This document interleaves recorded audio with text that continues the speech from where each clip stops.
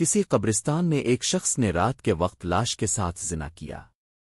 بادشاہ وقت ایک نیک صفت شخص تھا، اس کے خواب میں ایک سفید پوش آدمی آیا اور اسے کہا کہ فلاں مقام پر فلاں شخص اس گناہ کا مرتکب ہوا ہے، اور اسے حکم دیا کہ اس زانی کو فوراً بادشاہی دربار میں لا کر اسے مشیر خاص کے عہدے پر مقرر کیا جائے۔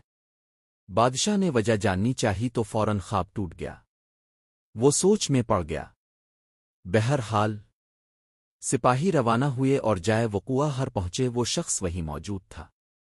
سپاہیوں کو دیکھ کر وہ بوکھلا گیا اور اسے یقین ہو گیا کہ اس کی موت کا وقت آن پہنچا ہے۔ اسے بادشاہ کے سامنے حاضر کیا گیا۔ بادشاہ نے اسے اس کا گناہ سنایا اور کہا، آج سے تم میرے مشیر خاص ہو۔ دوسری رات بادشاہ کو پھر خواب آیا تو بادشاہ نے فوراً اس سفید پوش سے اس کی وجہ پوچھی کہ ایک زانی کے ساتھ ایسا کیوں کرنے کا کہا اپنے۔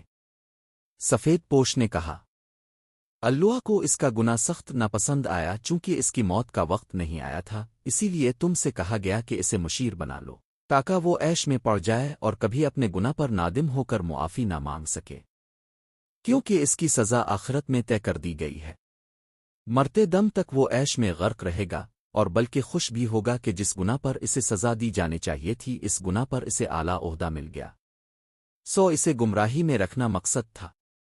ابو اٹھے، میرے سر پہ ہاتھ رکھا اور کہا، بیٹا، جب گناہوں پر آسانی ملنے لگے تو سمجھ لینا آخرت خراب ہو گئی، اور توبہ کے دروازے بند کر دیے گئے تم پر۔ خدا ہم سب کو ہدایت دے، آمین۔